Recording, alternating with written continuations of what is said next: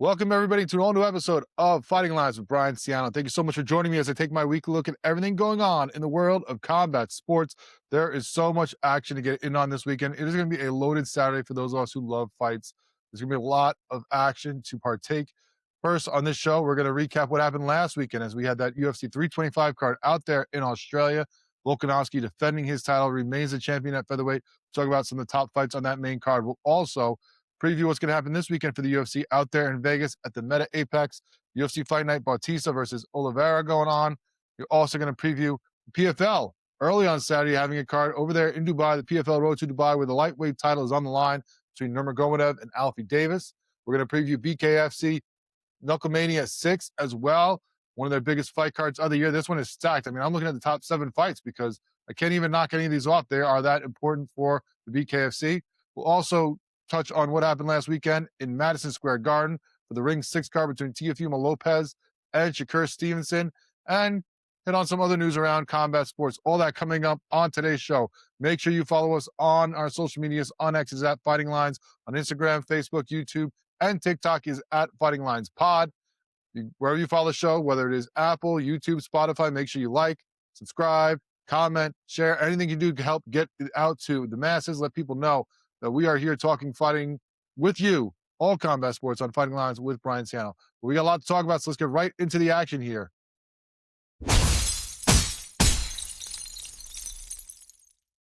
All right, last weekend was a big card for the UFC. Back-to-back weeks. First they had 324, their first of 2026. Then they followed up with 325 the very next week over there in Sydney, Australia. It was a big fight card. A lot of course, Australian and New Zealand fighters on the card. But the man, the myth, the maybe GOAT of this division at featherweight, Alexander Volkanovski, again, defended his title against Diego Lopez. A rematch of these two for when that title was vacated in April, and they fought for it last year. And just like the first one, Volkanovski goes a distance and gets the unanimous decision win. Now, Volkanovski, the 37-year-old from Australia, now 15-3 in the UFC. Lopez, the 31-year-old from Brazil, now falls to 27-8 for his career, 6-3 in the UFC, with his last 2 losses being to Volkanovski. He was coming off that spinning back elbow KO last year against Gene Silva. Was Lopez to get back into his title picture? Volkanovski hadn't fought since they fought last year. A lot of people thought maybe the UFC was jumping the gun with this rematch. We liked Volkanovski. I thought he was going to win this fight minus 148. There's even some short lines, I thought, considering how dominant he has been throughout his career. Besides certain greats like Makhachev, Topuria, there's very few that have ever been able to best Volkanovski. I mean, he beats Holloway 3 times, for goodness sake, but that was a short line, I thought. So I loved that money line there, but I also thought it would go the distance at minus 108 for yes. That was where I liked it. I said you could get Volk by points at plus 140. I was playing it more of a hedge bet there at the minus 108, still getting good value. And all that pays off because Volkanovski wins by unanimous decision, as we said, even bigger than the first time around when they fought. I mean, this fight really was a situation where people were questioning why we need a rematch, and I think they still are, because the first time around, it was 149-46 with 248-47s. This time around, it was 249-46s with 150-45. It was an even better fight for Volkanovski than the first time these two fought. Now, Diego had his moments. He was tough. He was in there. You got to give him credit for going all 5, especially when you find out later on that he has fractures in both his feet after that fight. You can even see, I think it was the 4th or the 5th at one point, you see him kind of throw a kick. Doesn't seem to really land big, but, you can see him kind of flinch and be on that foot a little tenderly after that for a little bit. But he goes and does his best. But Volkanovski proves he is still the best there is for the UFC in the featherweight division. Now ties the title wins of the former GOAT of this division, Jose Aldo. Now, of course, when a guy like this continues to win and do what he has done, people are going to question, is he the GOAT? Is he the best ever in this division? And we have that conversation too often, but when you throw Volkanovski in there, I mean, he's deserving of it. Jose Aldo, of course, the only one that people really could put up there as a possible contender for that title of the best of this division. But when he has run through guys like Max Holloway twice, when he has a win over Jose Aldo, when he has, wins over the best guys that have come through this division in a long time, it's hard to argue, especially when he just tied Aldo for the most title wins in this division. Of course, he did, have problems with losing that belt to Topuria, had his issue when he moved up against Makhachev, but that still doesn't take away from what this guy has done. And when he puts a performance on like that at 37 years old, to just dominate and either sweep or almost sweep the fight cards. I mean, I had it probably 5-0. I could see 4-1, maybe giving Lopez the second or fourth round, but It was everything that you wanted from Volkanovski, everything he wanted to do. He was controlling the tempo. He was circling, looking for his spots against Lopez the whole time. Lopez would try to engage, and that's when Volkanovski would again find him and jump in the range and hit him with a couple good shots and then get back out before he was hit. There was just a lot of control by Volkanovski throughout this fight. It was where he wanted to be the whole time. Maybe some people could have said at points, if you want to give Lopez a round, one of the rounds where he had a little bit better striking and came forward like he was doing the whole fight, could have maybe swung it, but I just don't see it. I thought Volkanovski was in control this whole way. It was a great performance by him at 37. I mean, we hear all the time about how older guys at the lower weight divisions do not do well. They lose these title fights all the time. Well, not Alexander Volkanovski. I think the record was something like, 3-11, and 2 of those losses are Lopez against Volkanovski. So the guy just gets it done, and he's gotten done over and over. Eventually, sure, it's going to catch up to him. Eventually, he's not going to be able to have these kind of performances. But right now, he's looking just as good as he ever has at 37, and we'll see what is next for him. Now, unlike some people who have kind of buried 2 guys that we're going to talk about later in the show, he's looking at the rankings. He's looking at who really deserves it when he talked about that fight afterwards and who might be next, because he wants to fight another 2 times this year. We'll see if he does that. We can see the wear and tear of what that can do when you do that with Merab Dvalishvili when he fought 4 times. Now, he's not as old, but not that far off. So maybe Volk wants to take it a little slower, maybe fight one more time. But we'll see. Either way, he's talking about guys like Ivalov and Lerone Murphy, who are high in those rankings and who are going to be fighting each other now in a couple of months, as opposed to guys like Gene Silva who are trying to throw their name in the ring, other guys in that division who think that they should jump over, certain guys to get into that title picture. He's saying, listen, these guys are ranked high. These guys are tough. I have no problem giving them the shot. So we'll see if he gets one of those after they do their battle to see who is the better of those 2. But he's not afraid of anybody. This guy just keeps doing his thing and keeps putting on incredible performances at 37 at featherweight. And he still is a champion and probably is still the GOAT of this division. You also had a battle between Dan Hooker and Benoit Saint-Denis at lightweight as the co-main of this card. And it was a situation where Hooker, the New Zealand fighter, coming in there at 35, was coming off a bad loss to Arman Tsarukyan. It was a quick turnaround for him as well after getting taken down and beaten up a little bit by Tsarukyan, and even said to some of the interviewers, especially to, of course, Ariel Helwani, that his nose got fractured before that fight against Tsarukyan with the headbutt that he threw at weigh-ins. So he kept going. He didn't want to stop. He didn't want to get cleared for this fight. They told him you have to get that cleared. He said, no, you let me fight last time with it. I'm going to do it this time too. So he gets in there quick and fights Benoit Saint-Denis, a guy who's also having a quick turnaround after winning November over Benil Dariush with a 30-year-old Frenchman, was coming in off a 16-second knockout. So he didn't take damage. He didn't have to really heal up. He was just ready to go. And in this case, I liked Saint-Denis at minus 320. He was a big favorite on the money line. I thought he'd win by submission at plus 165. That doesn't pan out. Instead, we get a stoppage win in the second round, just before the end of the second round, and Benoit Saint-Denis gets another victory to continue to climb in those lightweight rankings. Now, early on, Hooker was doing well. Saint-Denis was coming forward. He was kind of stalking him. Hooker was landing some good shots from the outside. Looks like he was going to maybe open him up, do some damage. But later in the round, later in the first, Saint-Denis gets that good takedown and beats him up a little bit from the top. I thought that he stole that round at the end. I thought Hooker was doing well in the beginning, but once Saint-Denis got him on the mat and landed some good shots, I thought that was going to sway the judges a little bit. I gave it 10-9 because of the damage done. Then we come out in the second round. He continues to come forward, Saint-Denis. He continues to get the takedown. Early on, he got one, 1 minute in. Now Hooker was able to get back up, but then eventually Saint-Denis gets him back to the ground, locks in an arm triangle with over 3 minutes left in the fight. And at that point, I thought it was over. He looked like it was in deep. It looked like Hooker was just surviving until he passed out. He wasn't going to tap, but it did not look like he was going to be long for this fight, as Saint-Denis kept squeezing and squeezing. At one point, got back up on mount and readjusted it and got back down and tried to squeeze some more. And Hooker just somehow outlasts the arm triangle. But it does him no good, because later on, Saint-Denis repositions, gets back up top, gets in the mount, and just starts to ground and pound him over and over, throwing big shots on him until eventually 15 seconds left in the fight. The ref jumps in and ends it by TKO. Honestly, probably could have stopped it earlier, because Hooker was just taking some big shots that were getting through the guard every time. And Saint-Denis now gets another win here. Had a big 2025 and continues it here to start 2026. After the fight, he talked about how the only guys he's thinking of are the title or the BMF title, because of course that resides in that division right now. So he's talking about guys like Holloway and Oliveria, who are fighting for the BMF title, or of course Justin Gaethje, who just won the interim lightweight title, or Ilia Topuria. Although he even brings up Arman Tsarukyan, who, of course, doesn't have either of those belts, but is the top contender in this division. So we'll see what is next for Benoit Saint Denis. I mean, he has a good argument to fight any one of those guys. He should get himself probably, in this mix of being one of the top 5 guys in this lightweight division right now after beating the guy who was number 6. Will they give that to him? I don't know. I think it'd be an interesting, awesome fight to see him fight Arman Tsarukyan, especially if we're going to put him on the shelf and not let him fight Ilia Topuria. If now we have to unite the lightweight and interim lightweight titles, then why not put Tsarukyan versus Benoit Saint Denis? 2 guys with great ground, acumen, great grapplers, but who also can throw some serious power punches. I think that would be an awesome battle. If we are not going to put Tsarukyan for the title when Topuria is back, or even give him a shot against Ducati if Topuria needs a little bit more time, then I think it should be Tsarukyan versus Benoit Saint Denis, and I would sign up for that matchup every day of the week. You also had a lightweight battle before that one between Rafael Fiziev and Mauricio Hufi. Now, one-shot Hufi, the 29-year-old from Brazil, was 3-1 in the UFC coming into this fight, coming off the second-round submission loss to the aforementioned BST, going against Fiziev, the 32-year-old from Azerbaijan who now trains out of Florida. He was 7-4 in the UFC, coming off a decision win last June, had lost 3 of his last 4 overall, though, so could he get back on track? He'd fought the best of the best, had lost to some of those guys. Would he be able to defeat Hufi? He is not. I like Fiziev plus 104.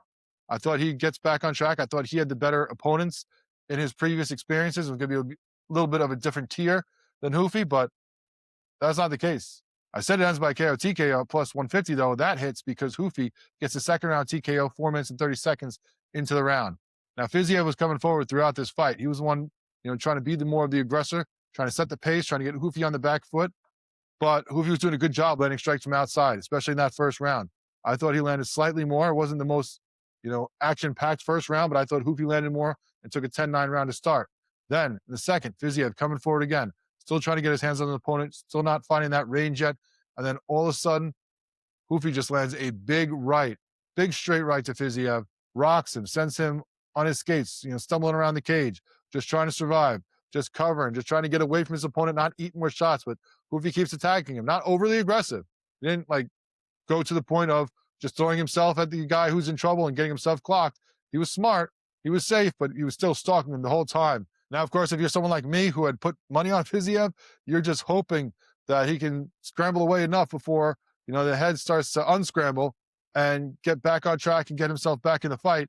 But it looked like just a matter of time before Hufi got his hands on him and finished it. And that's what happened. He eventually gets him, eventually starts pummeling him. The ref steps in, stops the fight, and that is a TKO win for Hufi, who says his style would be a great fight for Paddy Pimblett or Conor McGregor.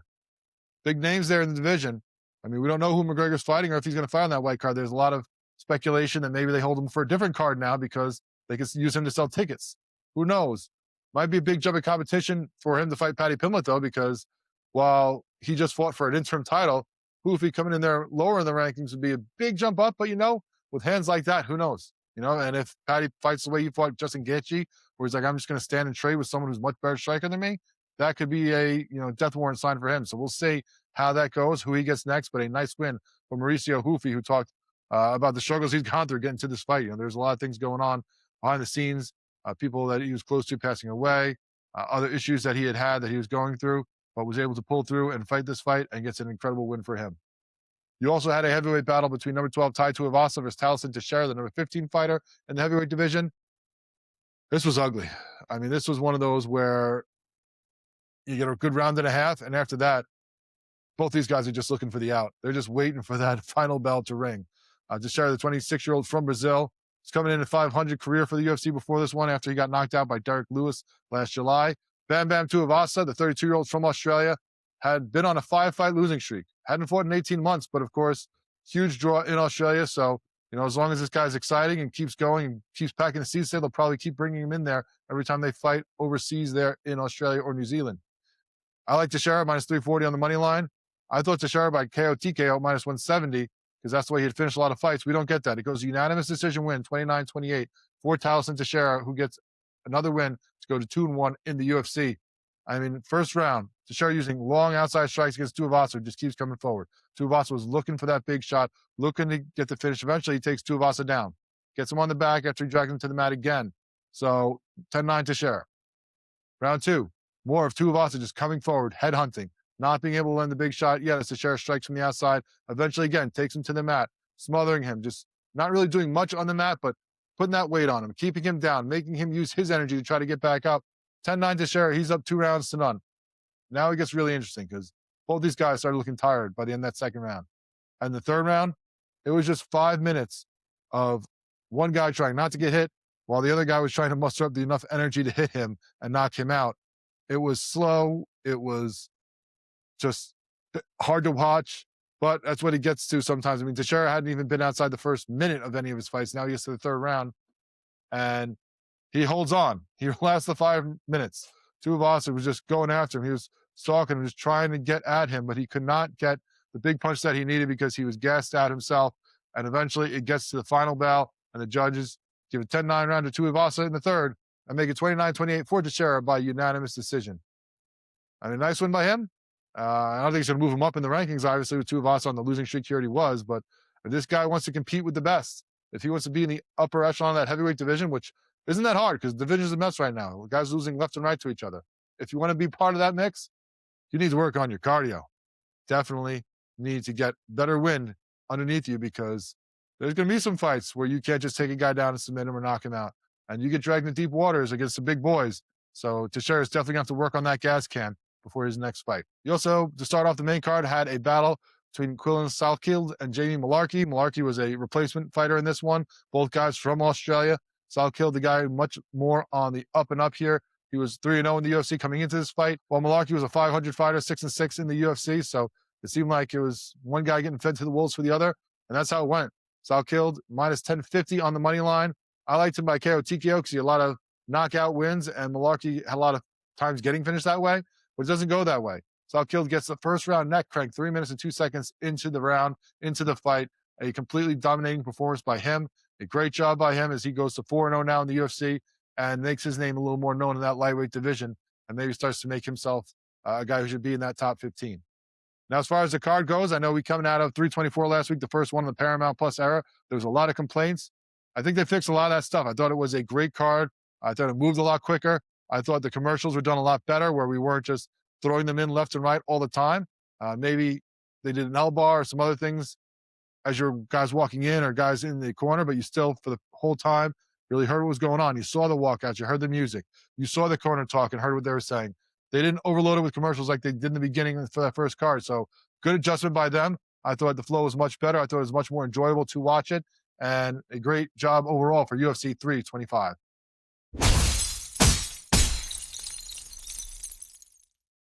All right, well, the UFC is not resting once again. They started with 324, then followed it with 325. Now we get a fight night, 3 weeks in a row, the UFC in action. This time back in the U.S., back in Vegas on Paramount Plus, as they have fight night at the Meta Apex between Mario Bautista and Vinicius Oliveira, headlining it, of course, that bantamweight battle.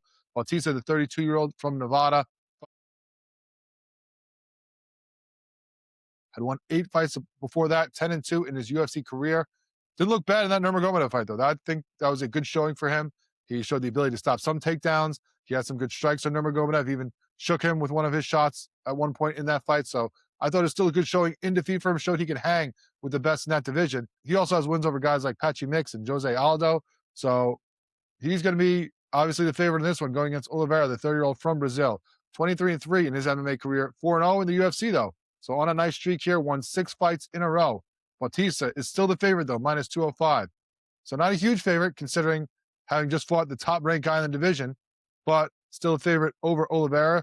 Can he hold on to that upper echelon mystique that he has, Bautista? I think so. I like him at minus 205. I think he wins this fight now. We're taking this earlier in the week, so we'll have to see how some of these lines come out later in the week. I'll try to update on the social media because right now we don't have any of the prop bets, any of the other ways to play it. So I'm looking, though, to go to distance or end by points, whichever one is the better odds. Because Oliveira has won a lot by KO TKO, a lot of finishes for him, but his last 3 fights have gone to decision. And Bautista has his last 5 fights go to decision. So I think we're going to go the distance. As you get up in the weight class, in the rankings, as you get better fighters, a lot of these fights go longer. So I think that's happening for both these guys as their competition is improving. And throw out the early knockout wins of Oliveira right now as he's fighting better guys. I think we go the distance on this one. I mean, it's 5-round fighters, so that could be tougher for both these guys. That makes it a little more questionable, but I'm still going to take that chance that we're going, or maybe we look for total rounds. Maybe if we don't feel good with the 5, we'll see what they put out total rounds. If it's over 2.5, we play that. If it's up to 3.5, that's where we get a little more fishy. So we'll have to look at the lines as they come out later in the week, and I'll get those out to you as best I can. Also, you have a battle at flyweight between Amir Albazi and Kyoji Horiguchi. Now, Albazi, the 32-year-old from Iraq, fighting out of Arizona, 17-2 in MMA, Nurmagomedov 7-1 in the UFC, coming off a unanimous decision loss to Brandon Moreno last November. But he also holds a win over Kai Kara France in 2023. So he's fought some of the best in this division, lost to one, beat one. We'll see how he does now against Horiguchi, the 35-year-old from Japan, who, of course, fights out of Florida in ATT. 35-5 for his career with 1 no contest. 8-1 in the UFC, including his last fight, where he returned to the UFC after a long layoff in other organizations, in Rizin, in Bellator, where he left of his own accord. Let's not forget that. Let's not pretend that this guy got thrown out and now brought back. He left at the top of his game and now continues to come back doing that. Looked great in his win by 3rd round submission, rear naked choke over Ulanbekov in November. Was calling out the champ at that time, who was his team, of course. Now, of course, that's going to change things up because he lost his fight in that freak injury. So we'll see what's next for Horiguchi. Maybe even makes it easier for him to try to march towards that title if he can win this fight and get a shot against a guy like Van with an impressive performance. But Horiguchi is the big favorite, minus 340. I like him to win on the money line. As far as ways I'm leaning otherwise to play it, once we find out the lines, I'm leaning towards decision. Of course, this one will be 3, not 5, because it's not the main event. But we'll see how the odds show up as we get that later in the week. Last fight we'll touch on is the big boys getting in there and mixing it up. It's a heavyweight battle between Halton Almeida and Rizvan Kuniev. Now, Almeida, 34-year-old from Brazil, of course, is 9-2 in the UFC, 22-4 for his MMA career. 2-2 in his last 4, though. Now he's risen up in competition, had some tough fights, lost to Blades, and then coming off his last fight where he lost to Alexander Volkov by split decision in October. So where is he right now in his career, in his skill set as he reaches the best of the heavyweights?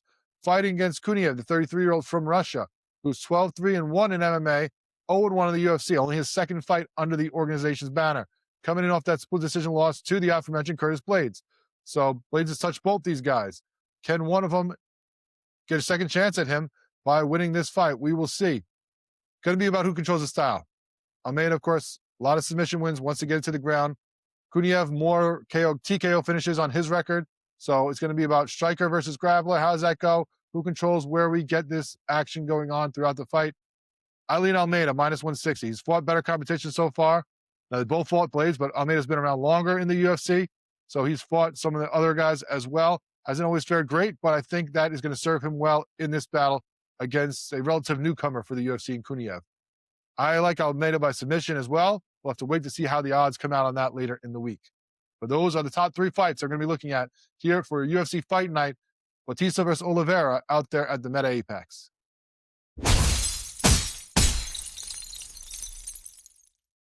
The PFL kicks off their 2026 with their first fight card of the year as well. Back out there in Dubai where they love to go for a lot of their fights. This one's going to have an early start, of course, being over there in the Middle East. So make sure you check that out. Going to be an afternoon time wrap up here. So that's going to be on the ESPN app for you to watch if you have that. Going to be lightweight title on the line where we get Usman Nurmagomedov going against Alfie the Axeman Davis to fight for Nurmagomedov's belt. Davis, a 33-year-old from England, of course, is the 2025 PFL lightweight tournament winner. He's coming in there 26-1 in his MMA career, 6-1-1 in Bellator, and now 3-1 in the PFL. 3 fights in a row, though, he won last year to win that title. So on a nice streak, a lot of action, a lot of stand and trade. We'll see the Englishman get in there against the champ, Usman Nurmagomedov, the 27-year-old from Dagestan, coming in there after defending this title twice against Paul Hughes in his last 2 fights, 20-0 for his career. 1 no contest, 7-0 in Bellator, now 2-0 in the PFL. Now, that second Hughes fight, he won, but could have been some shady judging there. Dubai loves him. He is a big fan favorite there, as is his cousin Khabib and always has been. But when you go back and watch that fight, I think Hughes won the second time. I give him 3-2 on the scorecards there. Instead, Nurmagomedov won the fight, even had one of them, I think, sweeping him, which was just insane. I thought the scoring was really bad to the point of one of them giving way too many rounds to Nurmagomedov, even to make it look respectable. But he is still the champion and still one of the best in this lightweight division in any organization, going against Alfie Davis. Now, there's no odds right now, so I can't give you exactly how those will go, but We'll, again, update that later in the week as this episode is coming out. Check the social medias, whether it's at X, at Fighting Lines, or Instagram, Facebook, TikTok, at Fighting Lines Pod. I'll hopefully put some stuff out there for you on what these fights should come to betting-wise when these lines come out. But I'm going to go with Nurmagomedov to win this fight because not only do I think it's probably going to go distance, which is how I would play it there as well, Nurmagomedov by decision. But if it gets to decision, obviously, as we saw in that second Hughes fight, it's very good odds going Nurmagomedov's way. Unless Alfie Davis absolutely destroys him, there's not a chance they're going to steal this from the champ in Dubai. So if you're going to give him that edge right now with the judges, with the scoring, with the refereeing, with the fans, then it's going to be really hard to beat this guy. I think that Alfie Davis is a great striker, but he goes to decision a lot too. You know, Nurmagomedov, his last 3 wins are by decision, and 3 of his last 4. Davis also has had his last 4 fights go to decision. So I think we're going deep into this fight, if not all the way as it is. So I'm going to play it by decision. If you want to hedge it and the odds aren't that bad, you could go that it ends by decision or ends by points if you don't want to just play Nurmagomedov that way. But I think he's going to use his wrestling to kind of nullify some of Davis's strikes. You know, we've seen that Nurmagomedov is a great striker as well. We saw him do a lot of that against Hughes. I was surprised by him not using more of that grappling against Hughes. But I think Hughes did a good job stopping some takedowns too. I don't know if Davis has a good takedown defense. I'm sure he's working on it, but I think Nurmagomedov is going to take him down a bunch of times, especially if he gets in trouble by eating one of those shots. And I think Nurmagomedov takes it the distance and gets the win that way.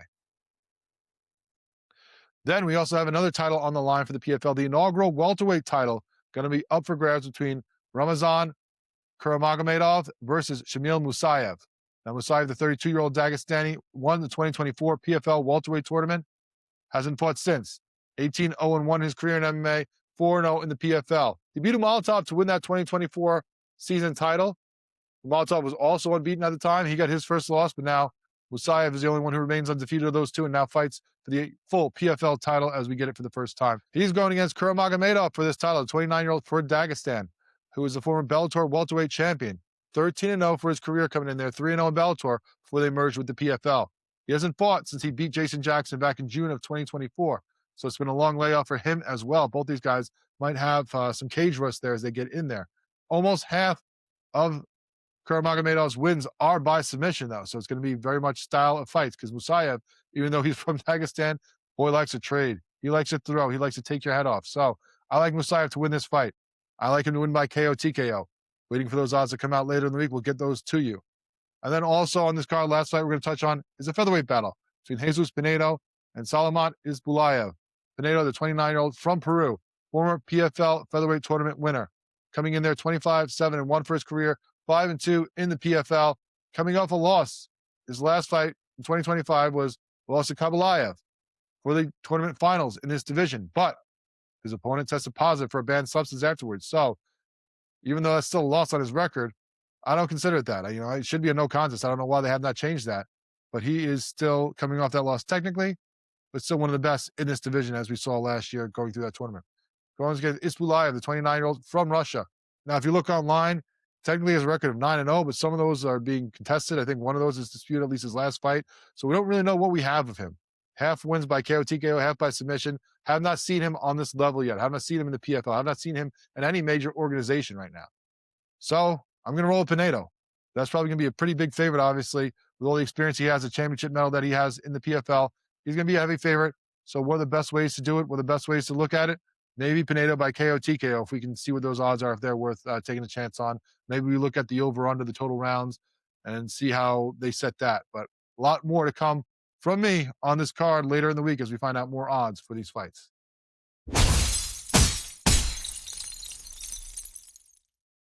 All right, the fight action continues on Saturday. Sandwiched in between that PFL card and the UFC card is BKFC Knucklemania 6 down in Philadelphia, the city of brotherly love, of course. PFL had Knucklemania there last year as well. I've had a bunch of fights there ever since they got legalized in Pennsylvania because that is their home locale. That's where they're from. So they're going to play that up as much as they can, of course. They love fighting there. The fans love it. We've seen some great fights so far. We're going to see a lot of great fights, I think, on this card. Let's look at what we got going on. I'm going to preview 7 fights. That's right. I did 3 for the PFL, 3 for the UFC Fight Night. This one's got 7 fights that I'm excited about. Now, the odds haven't come out for it, so I can't give you insight for betting yet. We'll see as that comes out later in the week. But this card is going to be headlined by a heavyweight title fight between Big Ben Rothwell and the Pitbull Andre Arlovski. Now, of course, both these guys have a long MMA career, and they met twice during that. Back in 2008, in the Affliction fight series that was short-lived, they fought once there, where Arlovski got a win by third-round TKO. Then, in 2019, they fought again in the UFC, where Arlovski got a win again by decision. So now this is the third fight of the trilogy, but things are going to be different because it's here in the BKFC. Just throwing fists now. No more takedowns, no more kicks, no more any of that. So we'll see who is better at the BKFC and just throwing hands in combat sports. Now, Arlovski, the 47-year-old Belarusian, of course, has lived in Chicago for a long time. Former UFC champion, 1-0 in the BKFC after 34-24 career MMA record. His first fight in the BKFC, he won by fourth round TKO of Josh Copeland last June. Was obviously just getting into the mix for the first time, trying it out, figuring things out. So it was probably a little more tentative than he has been in a lot of his fights before, although he's always been a patient and cautious striker. Even though he had that big power, he's never rushed to try to take people out. So now we'll see what he does in his second fight against Ben Rothwell, the BKFC heavyweight champ, the 44-year-old from out there in Wisconsin, 4-0 in the BKFC, 39-14 for his MMA career before this. All four of his BKFC fights have ended by KO TKO, 3 of the 4 in the first 45 seconds of the fight. So unlike Arlovski, who takes some patience, takes his time getting going, Big Ben Rothwell gets in there and tries to take your head off right away so far in the BKFC. Coming off a 36-second KO of Mick Terrell to win the heavyweight title in Philly last January. This is going to be the first time he defends. He's been off for a while here. We'll see if he can get the win over Arlovski to get the revenge for the wins that he had over him in MMA now that they're, at this point in their career, both in the BKFC. Rothwell, I think, wins this by second round KO TKO.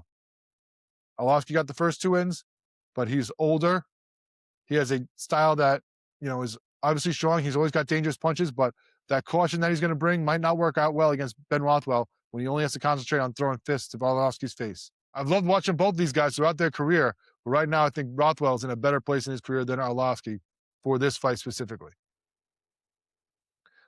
Also, another fight that is listed at heavyweight, we'll see what exactly it shakes out as we get closer to the event, is Lorenzo the Juggernaut Hunt versus the Redneck Dave Mundell. Now, of course, the Juggernaut was supposed to fight Yoel Romero when this fight card was originally announced, but Romero had to pull out of the fight. Of course, earlier in the year, he had that RAF wrestling fight where he missed weight big time, and now he's pulling out this one. Apparently, both are connected because of a bad bout of the flu that he had, and that first kept him from cutting the weight that he needed to, and now has made him not really able to train. He's had a bad bout of that, so was not able to train and be ready for this fight. So now the Redneck Dave Mundell steps in there. Hunt, the 43-year-old from Florida, of course, is the light heavyweight champion. Now, the Juggernaut looked almost unbeatable in the BKFC, had a 9-fight winning streak, was a double division champion. But, like Icarus, maybe flew a little too close to the sun, moved up to heavyweight to try to be a 3-division champion for the first time, the first one ever in the BKFC, and probably the first ever in many combat sports outside of boxing where the divisions are so close. And it bit him. He lost to Mick Terrell. He got finished and was out with injury for a while and out with suspension. Now he's come back. Now, after an 18-month layoff, finally got a fight against Josh Dyer for that light heavyweight championship, which he won by first round KO just before the end of the round last November. This was one where he was in danger. Got knocked down twice by Dyer. It looked like this was not going to be his night. Then all of a sudden catches Dyer, drops him just before, and I mean just before the end of that first round, and wins that title back. So now he comes in there against Dave Mundell, the 34-year-old from Florida, who was the middleweight champion of the BKFC.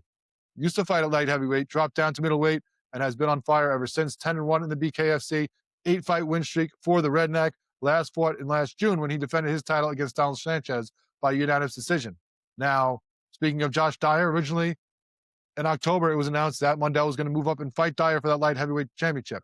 Then all of a sudden it gets changed, and Lorenzo Hunt's the one fighting Dyer.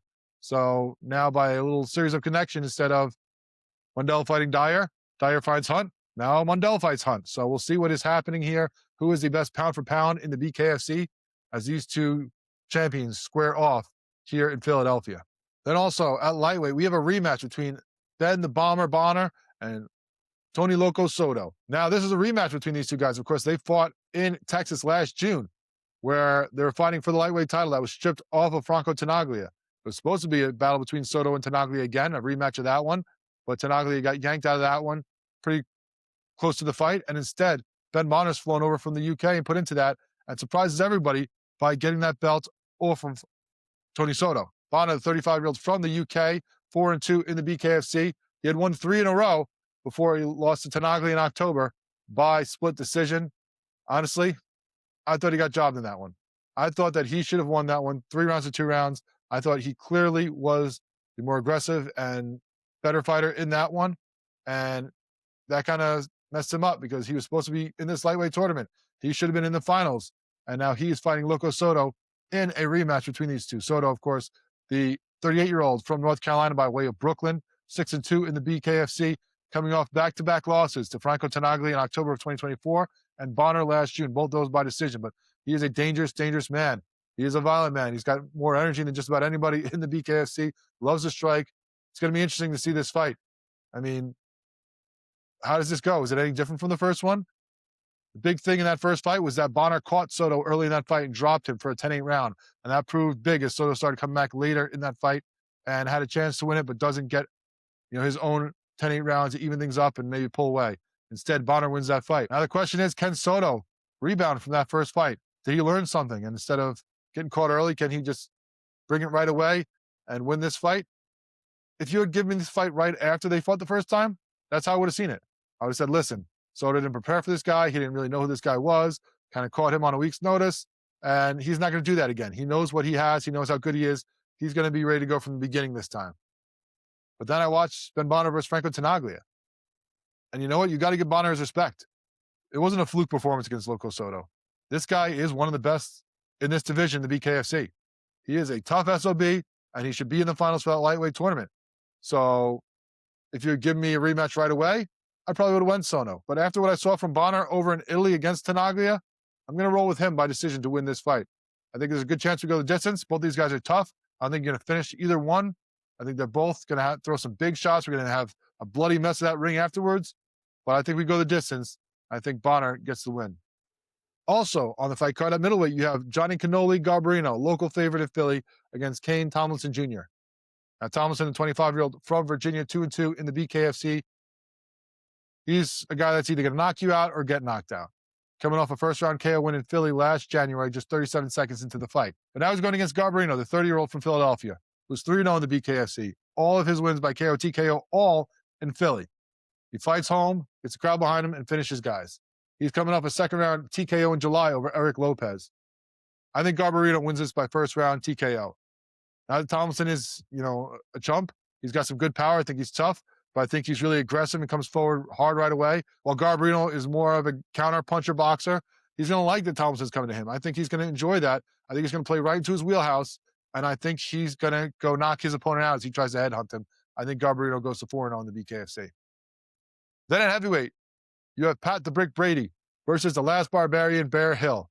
Brady, another local guy down there in the Philly area, 42 years old, 2-0 in the BKFC, coming off a first-round TKO win over Zach Kalmus last January in Philadelphia at 53 seconds into the fight.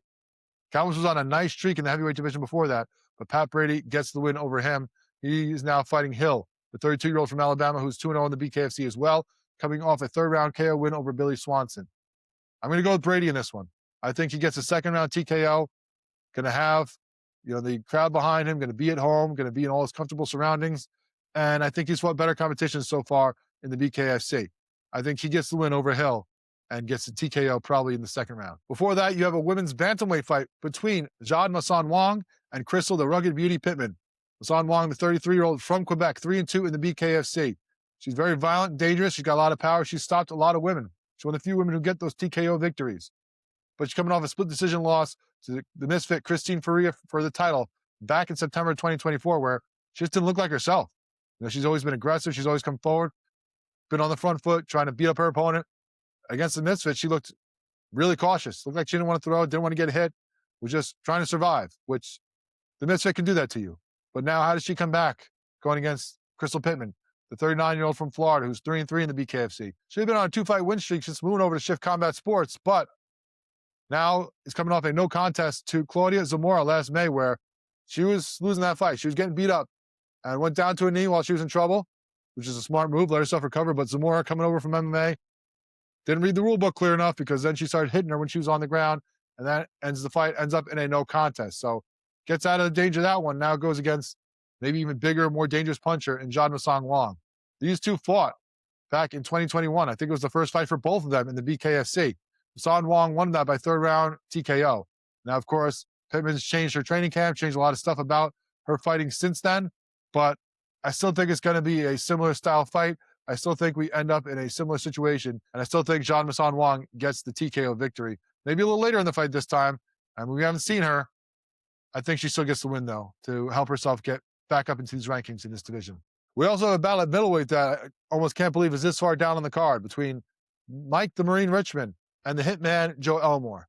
Now, Elmore, the 43-year-old from Georgia, not the greatest record in the BKFC, so maybe that's why we have this lower on the card. But he's always exciting. He always brings it.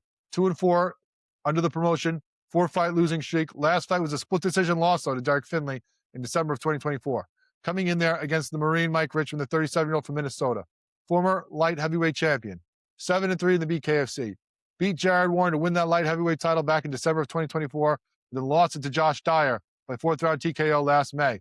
So this is the first fight since the Dyer fight. Where is he at now in his career? Now both these guys are going to get in there looking for heads. They want to fight. They want to brawl. It is going to be a drag-down, knockout battle between these two guys. Last man standing wins. I think that's going to be the Marine Richmond. And even though Elmore's a tough guy to finish, I think the Marine gets to finish by third round TKO. It's just too hard to survive that guy's onslaught and those punches that he throws, those precision strikes that he nails people with for all 5 rounds. It's just so hard to do. So I think the Marine gets the win in the middle rounds there of the fight. So as we've seen for the first 5, I'm sure it's going to be an awesome card, top to bottom, for Knucklemania 6 for the BKFC down there in Philadelphia this weekend.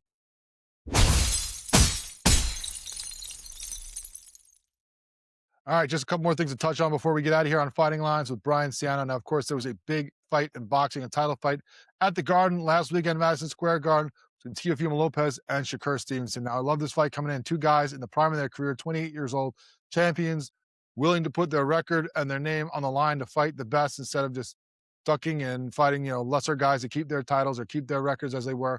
They fought each other, and it was great. They're doing it. Wasn't great for Teofimo Lopez. Shakur Stevenson absolutely dominates this fight. He wins by a score of 119 to 109 on all 3 judges' scorecards. In case you don't want to do that math, that's 11 rounds to 1. Won 11 of the 12 rounds. He was a big favorite at minus 290, and I said to bet him by points at minus 210 was the best way to play because there really was no other way. He gets the victory by unanimous decision and now is the new champion for the WBO junior welterweight title. Congratulations to him, now a 4-division champion, one of the best there is right now in the game. Not always the most flashy or exciting for a lot of people, but he does what he does and gets those titles and beats people left and right. Great job by him now to be a 4-division champion. Also on that fight card, what was interesting, not necessarily so many of the fights, there were some good fights here or there, but the big thing that everyone's talking about has to do with a little hair. And that is the hair of Jarrell Big Baby Miller, who literally got his hair knocked off. That's right. In a big uppercut in the second round of his fight against Kingsley Ibea. Now, he goes on to win the fight, but in the second round, eats an uppercut that literally pops his hair off, blows his lid. Now, before the third round started in the corner, he ripped the toupee off and threw it into the crowd. And he said after the fight that apparently what he claims that happened is that a couple days before, went to his mother's house and accidentally washed his hair with ammonia bleach instead of with shampoo.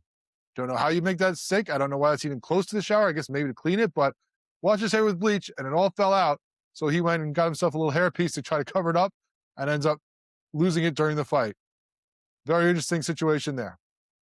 Another thing we're going to touch on is something we talked about earlier on the show is that we have the main card announced, and I think all the fights actually, for UFC Fight Night London, March 21st, where we're going to get 2 top challengers at the featherweight division headlining this card. Number 1, Movsar Evloev versus number 3, Lerone Murphy. Murphy, of course, from the UK, so it's going to be a homecoming for him, fight in front of his hometown fans. We'll see if that can propel him to win this fight and maybe get himself a title shot, because if you listen to Champ Volkanovski last weekend, he talked about these 2 guys as being the most deserving.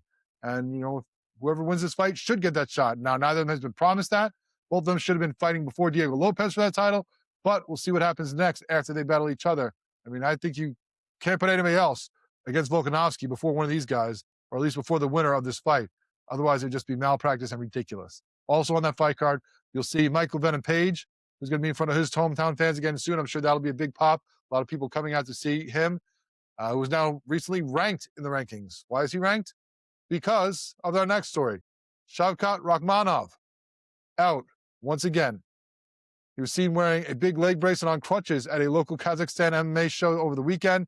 People were speculating that maybe he was injured again. Well, now that's been confirmed by his manager. Re-injured his left knee and is expected to be out for another 9 to 10 months after already being out for over a year.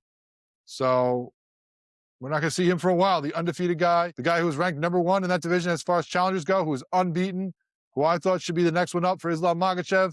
Now we're not going to see for a while again and gets yanked out of the rankings because of that. He is now out, moving everybody else up, which moves Ian Machado Gary into the top contender spot probably for that title after falling, to #2 between Jack Della Maddalena. But of course, he just lost the title, so you're not going to put him right back in because he wasn't very competitive in that fight.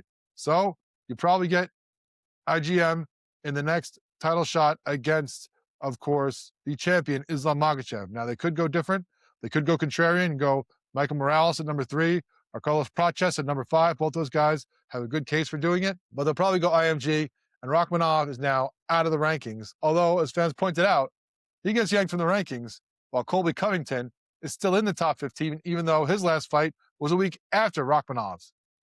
Always seems fishy sometimes with the UFC, the way they do things, different rules for different guys, but that's the way things stand right now in that welterweight division. We'll see what is next for Makhachev, as his probably top guy to get the next title shot is now out for the rest of the year. Make sure you follow us on social media. On X is at Fighting Lines, on Instagram, Facebook, and YouTube, and TikTok, it is at Fighting Lines Pod. Wherever you're following the show, wherever you're listening, watching, whether it's Apple, YouTube, or Spotify, make sure you like, subscribe, share, get it out there for more people to check out and enjoy as well. Thanks so much for being part of Fighting Lines with Brian Ciano this week. I'll be back to you next week. We'll recap UFC Fight Night out there in Vegas between Bautista and Oliveria. We'll recap the PFL Dubai card between Nurmagomedov and Davis. We'll recap the BKFC Knucklemania 6 down in Philadelphia. We'll preview BKFC Fight Night out there in Newcastle with the return of Mick Terrell, the former heavyweight champion, fighting back over in the UK. And we'll even talk about some other things going on in the world of combat sports, different news and notes we see coming out throughout the week. Thanks so much, and I'll talk to you next week here on Fighting Lines with Brian Ciano.